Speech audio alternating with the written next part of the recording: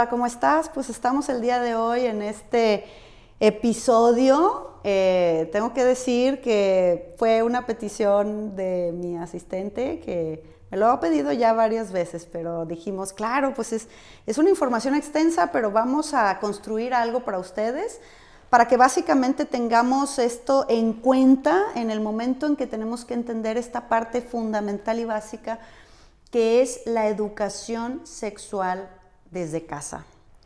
Vamos a hablar de este tema lo más abstracto posible para sembrarte a ti, como siempre, la necesidad de que te eduques al respecto porque es fundamental. Primero que nada tenemos que asumir que los seres humanos pues venimos de un acto sexual, nuestros padres a través de su acto sexual nos traen a nosotros a la vida. Es como funciona. No me importa tu creencia religiosa o darwiniana, pero pues básicamente eso es así. Quiere decir que el sexo, la sexualidad, nuestra actividad sexual, nuestra salud sexual forma parte de nuestra vida. Tengo que decirte que desde que nacemos y nos llaman de una manera o de otra, pues ya definen nuestro género, ¿verdad? Entonces, la sexualidad vivida en función del género, no vamos a hablar y tocar todas estas variables que existen ahora, mentales, porque no son más que mentales, no son biológicas. Biológicamente tenemos dos géneros y no importan las variables en las que estemos, pero sí la información sexual. Tenemos que asumir que los seres somos sexuales desde el día que nacemos hasta el día que morimos. Es decir, también en la tercera edad se vive una sexualidad, aunque no lo queramos ver, aunque no lo queramos saber, pero así es.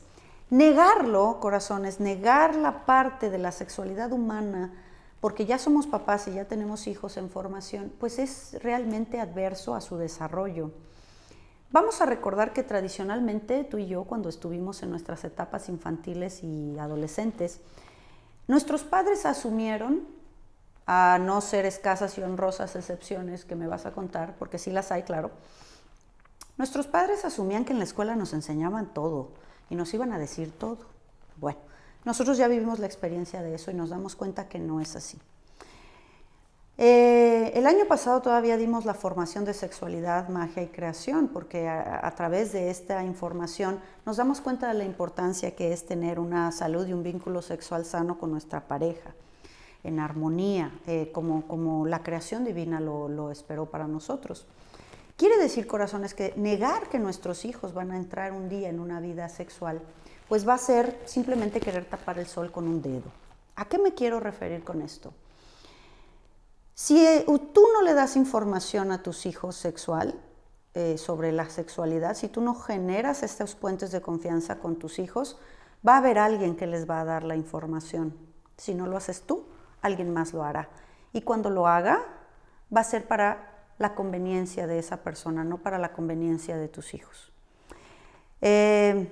Les siento las bases para un siguiente capítulo de abuso sexual. En México, al menos, 3 de cada 5 niños viven abuso y agresión sexual antes de los 5 años. Niños y niñas es igual, ¿eh?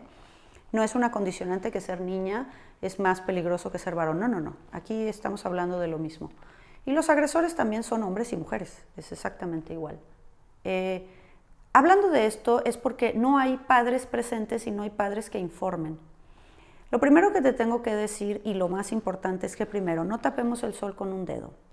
Van a ir creciendo, las niñas van a ir teniendo su periodo menstrual, los niños van a ir teniendo sus cambios a su vez, no solo fisiológicos, sino también psicológicos, y necesitan adultos que les digan cómo va a ir yendo la vida.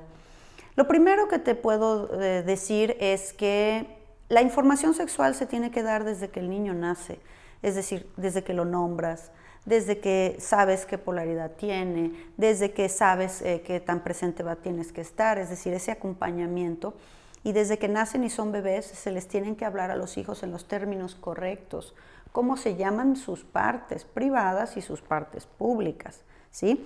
Las partes públicas son los brazos, las piernas. Mis partes privadas, pues es la zona genital y mi zona de los senos en el caso de las mujeres.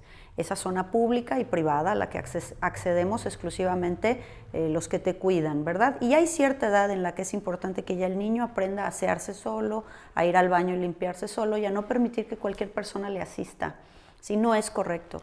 No es correcto que se expongan sus partes a que venga un tío, una prima, cualquier persona me lleve al baño. Para eso hay que cuidarlos, evidentemente. Entonces, lo más importante es que vayas asumiendo que a la edad del niño, a la etapa del niño, es la información que vas a ir soltando.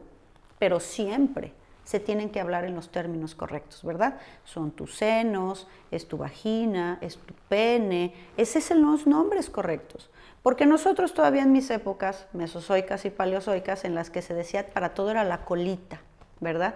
Y todo era el pajarito y la colita. Entonces, pues no definimos, y el mismo niño no define qué es la colita. Necesitamos llevar nombres correctos. ¿Por qué? Porque, digo, evidentemente ahorita no van a la escuela, pero si vuelven a la escuela o se ponen a convivir con otro tipo de niños o niñas, puede decir, mamá, es que me agarraron la colita, ¿no? Y puede ser que le dieron una nalgada o una patada en las pompas y el niño lo interpreta así. Entonces, en el momento de comunicártelo, pues no vas a entender exactamente de qué se está hablando. Entonces, los términos correctos son muy importantes. Vamos a ir dando información, como la edad del niño, no es lo mismo hablarle a un adolescente que a un niño de 5 o 6 años. Siempre asumiendo que la parte sexual existe y que va a encontrar personas en la calle que se tocan, que enseñan demasiados escotes o que están en alguna conducta sexual y nosotros no podemos tapar el sol con un dedo. Yo te invito a que aproveches ese tipo de eventos cuando hay una mujer embarazada para que tú entres con esos temas, ¿verdad? Y aproveches esas imágenes para que tú puedas explicar, ¿verdad? Básicamente, siempre con la connotación familiar moral que ustedes tengan en casa. Es así como vamos platicando. Mira, esa mujer embarazada, después de que tiene su pareja, después de que se casa, después de que termina su carrera, es cuando puede recibir un bebé, ¿verdad? Es decir, siempre a la edad, repito, de los hijos es la información que siempre se les da corta y tal. Otro tip muy importante es que cuando tus hijos vengan y te pregunten algo, primero que nada nos asustamos y nosotros nos cerramos. En ese momento cerraste todas las puertas de comunicación, es decir, cuando los hijos ven en nosotros unas caras muy feas, muy desencajadas, ¿verdad? Por ejemplo, mamá, mi compañerito nos enseñó su cosita en el salón. Entonces, en lugar de poner una cara desencajada, ¿cuándo? ¿Qué pasó? ¿A quién le dijiste? Es decir, cuando nuestras reacciones están dramatizadas y en una sobredimensión, el sujeto se siente mal, el niño se siente mal y dice, esto ha de ser muy malo. La próxima vez que pase no le voy a decir a mi mamá. Lo más importante es que siempre mantengamos la calma y que entonces, lejos de ir a sobrepasarnos en la respuesta, siempre, este tip es muy importante, preguntes. Siempre preguntes al niño, ¿y tú qué piensas de eso? ¿Cómo, verdad que se sintió de alguna manera extraña? Pregunta, pregunta, pregunta, ¿sí? ¿Quién le habría dicho a este niño que es correcto enseñar sus partes privadas? ¿Tú por qué crees que lo hace? ¿Qué fue lo que él te dijo para convencerte de verlo? Es decir, cuando nosotros preguntamos, nos damos cuenta en el nivel en el que nuestros hijos de información están y sabemos en dónde darla, ¿verdad? En lugar de irnos a llevar toda la información, como este chiste que decía el nieto iba con la abuelita y le dice, abuela, ¿qué es un pene? Y entonces la abuela se psicosea toda y le inventa todo un tema de las abejitas, cuando el niño le dice, es que el cura en la iglesia dijo que nuestra alma no pene. Entonces, de esa manera, pues te das cuenta que la inquietud que trae no corresponde con la información que das. Forzosamente vas a tener que preguntar y preguntar y preguntar. En mis épocas, cuando yo tenía mi etapa formativa, mi mamá siempre se quejaba y decía que no había escuelas para ser padres y que ellos iban educando como iban sabiendo. Hoy te puedo decir que eso no aplica. Sí hay escuelas para padres, sí hay libros, sí hay videos en YouTube, sí hay videos que te apoyan a explicar la menstruación a niños y a niñas, sí hay muchos materiales de muy buena calidad en los que lo único que tienes que hacer es querer. ¿Cuál es el bloqueo más grande que nos impide educarnos como padres? El bloqueo más grande es de nosotros mismos. Nosotros mismos tenemos traumas muy profundos con nuestras primeras experiencias sexuales, tanto en la secundaria, en la prepa, en la universidad. Siempre que un sujeto fue sometido a tener actos sexuales sin ser mayor de edad o ser menor de edad, siempre va a generar una culpa muy grande. Todos esos bloqueos son los que tú necesitas trabajar. Yo te dejo esta frase, no puedes llevar a nadie a donde no has ido. No puedes explicarle a alguien cómo cuidarse, cómo atenderse, cómo vincularse, cómo poner límites si tú mismo no lo haces. Entonces, el bloqueo más grande que tenemos para poner las palabras correctas en el momento correcto y en la medida correcta que la información de los hijos va pidiendo son nuestros propios bloqueos. Difícilmente vas a tener que educar sexualmente a un hijo si es que tú no estás educado. Entonces, la invitación es para que nos eduquemos nosotros, para que nos sentemos y empecemos a preguntarles qué inquietudes tienen, siempre abrir la puerta para que tu hijo, tu hija, así tenga miles de opiniones y miles de fuentes de información, que ahora, bueno, con los medios de comunicación esto está desbordado. No nos preguntan, ellos ya fueron y vinieron, investigaron, y ni siquiera es una fuente real, ¿no? La pornografía no es educación sexual, corazones. Y muchos de los adultos que yo tengo en consulta, su única fuente de educación fue la pornografía. Fueron estos adultos que nos llevaron a experiencias sexuales que muy probablemente son traumatizadas para nosotros.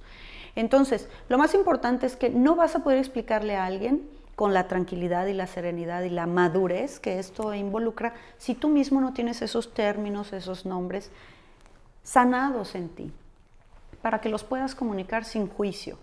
Siempre deja la puerta abierta para que tu hijo o tu hija sepa que puede preguntarte cualquier cosa. No importa el estado de ánimo que yo tenga. Tú puedes venir a mí y preguntarme lo que sea. Yo soy tu papá, yo soy tu mamá. Yo estoy aquí para responderte cualquier duda y si no, la investigaremos juntos. Pero de esa manera el sujeto, el hijo, no se siente solo ante tus interrogantes. Recuerda tú cuando estabas en la secundaria, recuerda tú cuando tenías estas inquietudes con los cambios que va teniendo tu cuerpo, si eres hombre o mujer. Entonces, no puedes negar que eso está ahí. No puedes negar lo que el hijo cuando ve una imagen y se queda desencajado y tú no preguntas y tú haces como que se le va a olvidar.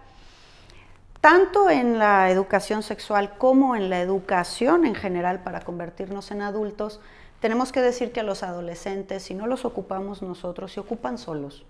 Entonces, no es más que un momento en el que hay que reforzar la paternidad y la maternidad. La etapa adolescente es tan importante como la etapa de tener un pañal y un bibi. Es decir, no es porque ya están grandes y saben hacer muchas cosas que se van a educar solos. Quiero decirte que las mayores atrocidades que existen en la especie humana es porque las personas no tienen su sexualidad exactamente en equilibrio. Y si eso lo puedes evitar desde casa, educándote tú, abriéndote tú, rompiendo tus propios bloqueos tú, vas a poder ser un excelente acompañante, vamos a decir, un excelente coach de tus hijos. Mucho más allá que negarles o querer que vivan la vida diferente de ti o no cometan los errores que nosotros cometimos. La educación es la clave de todo. Te invito a que te abras tu mente y empecemos a hablar de esos temas con tranquilidad. ¿Vale? Hasta la próxima.